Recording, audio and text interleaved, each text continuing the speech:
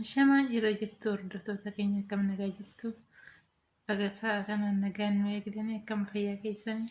Har'a muka callee aadaa Arsiitan qabadhee isinii dhufe. Callee aadaa Arsii keessatti baay'ee jaalatamaa fi kabaja guddaa kan qabu Arsii. Akkuma guutuu Arsiitti Arsii Baalee keessattis baay'ee kabajaa guddaa qaba. Callee kana baay'inaaf fayyadamu aadaa uffannaa aadaa Arsii wajjiniin baay'ee fayyadamanii. Namoonni biyya saniitis kan baay'inaan uffannaa kan uffatan jechuudha. Callee nama sanitti argisiisu kana na walumaan hordofaa akkamitti akka hojjennu akkamitti akka dirru waliin laallaa. Yuutuubii kiyyamoo obboleewwan ta'u saskiraayibii laayikii sheerii gochuu hin dagatina. Warroonni maatii keenya hin taane immoo maatii kiyya taasisaniin jedha. Amma garuu hojjechaa ta'a dabarru.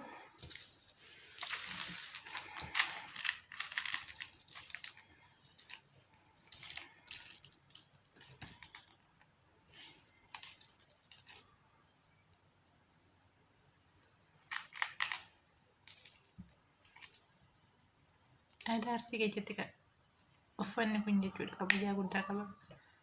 Hayyoonni keenya kan Arsii baay'inaan kan uffatu jechuudha. Callee aadaa Arsii.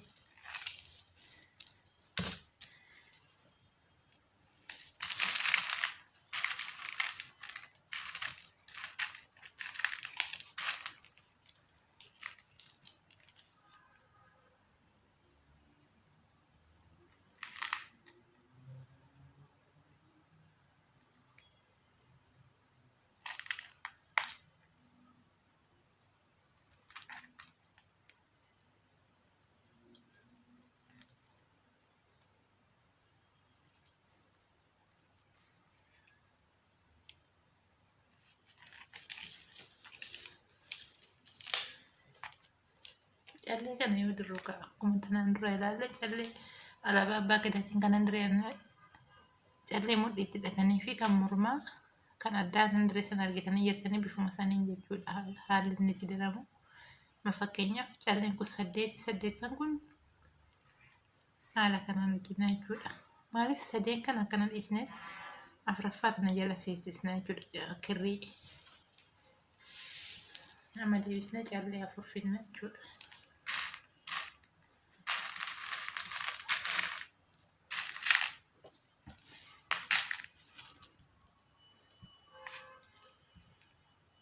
Callee adii bifa wal fakkaatu.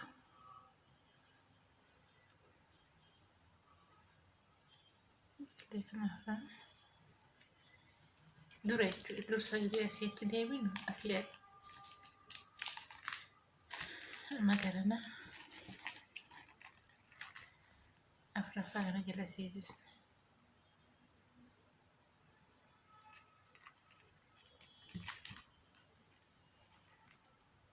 Kirrii keenya kan haala kanaan irraa jala seensisna jechuudha. Baay'ee salphaadha nama dhibu haala kanaan jechuudha.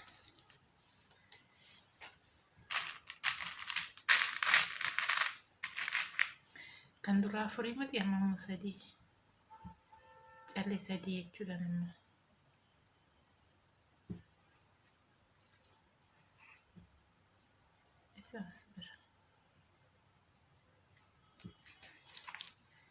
Afuraffaa jala seensisna isin jedhee dura sanitti bifa kanaan jechuudha.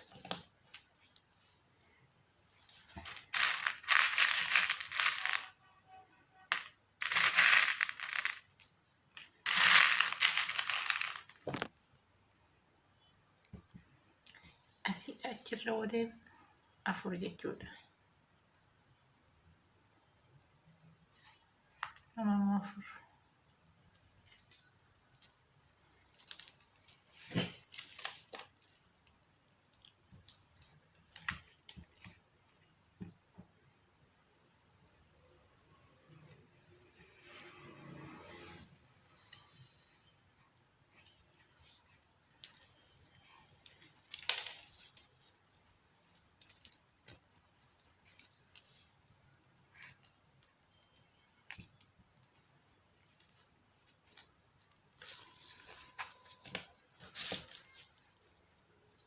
Namoonni baay'ee jaallatanii isinii ta'uu dhiisuu danda'a. Hin dandeenye jettanii dhiyeessinaa. Maaliif yeroo tokko wanta baramuu hin dandeenyeef ani amma callee baay'ee yeroo baay'ee irra deddeebi'ee baradha jechuudha. Kanaafuu immoo har'a yaaltanii guyyaa takkittiidhaan ilaaltanii naaf hin galu jettanii yaaduu hin qabdan. Ammoo afurii miti afran kana lamaan kana achi dhiisne sadaffaa kana jala seensisne kirrii keenya amaanas jechuudha. Bifa kanaan.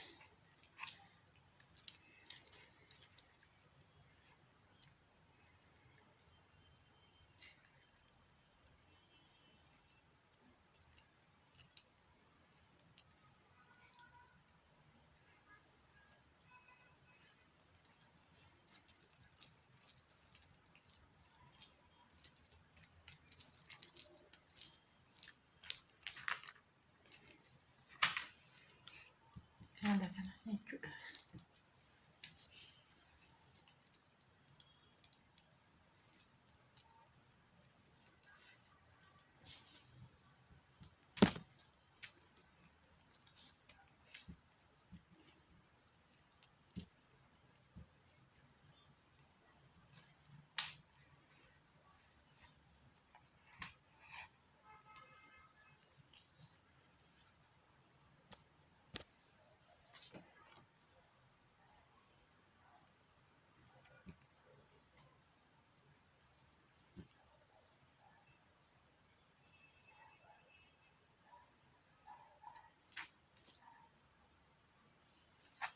Makina callee afurii bifa kanaan jechuudha. Asirraa achi waan deebinuuf.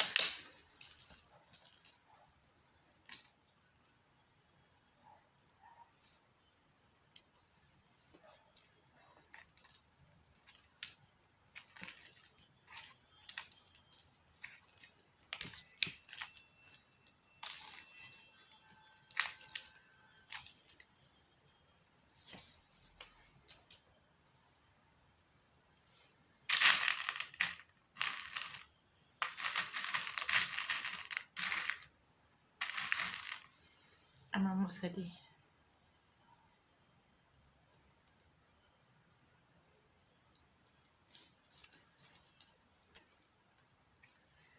Sadaffaa kana kun abbaa meeqa abbaa afur qaba. Sadaffaa kana jala wara kirrii sadaffaa kana jala seensisna jechuudha. Haala kana.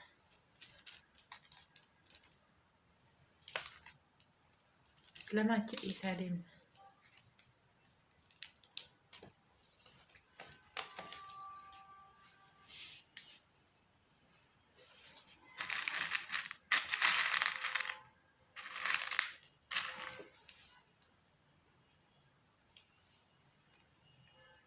Dura sadii ammoo afur.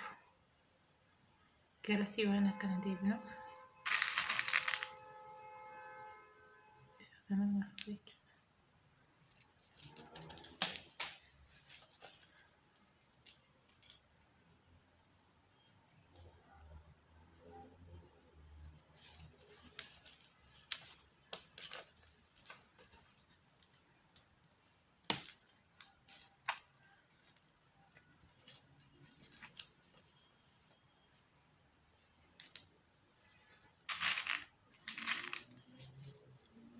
Ammoo sadii.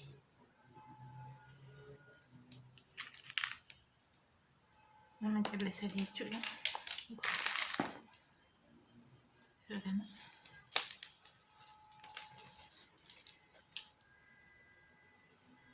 Sadaffaa jala seensisna.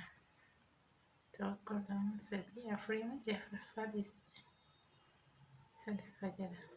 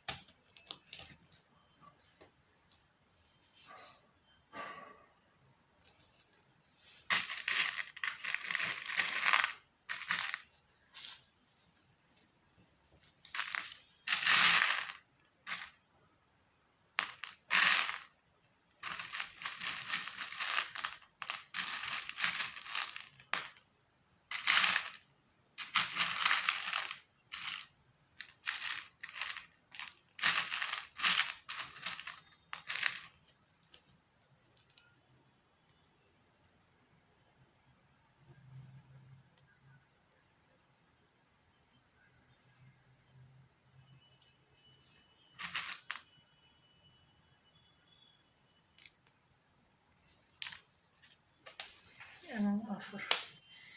Garana akkana odeeffnu afur jechuudha. Siduma dura kanarra daarii kanarra jechuudha afur afuriin. Garana soo deemnu garana soo deemnu afur afur jidduu kana keessa immoo sadii. Akka sirriitti isiniif galuuf jechuudha. Akkana odeeffnu afur. Garana irree garana odeeffnu afur.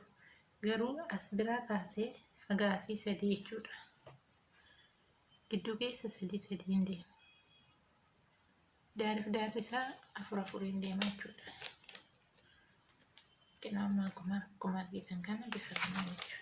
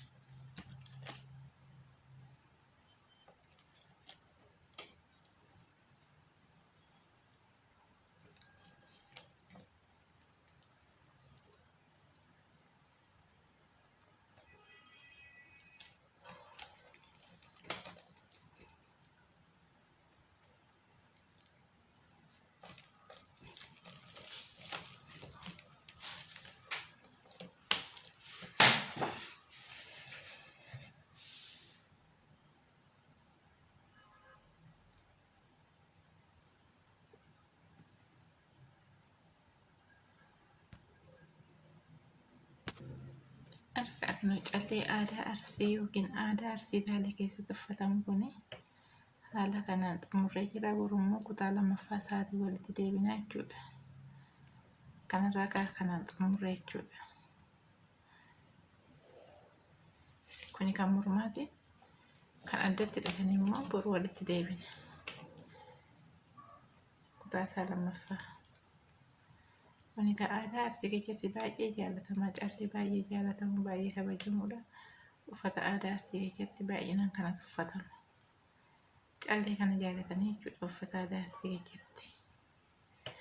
Haala kanaan hojjetama. Nagaan aadaa agabru walitti deebinutti. Kanaafuu irraa baradhaa. Yuutuubii yommuu saskaraaybii laayikii naa godhaa. Daraa keessan ijoollee Oromoo. Sheerii godhaa warreen hin argine immoo haa arganii biraa ga'u. Akkuma keessan isaanis irraa baratan jechuudha.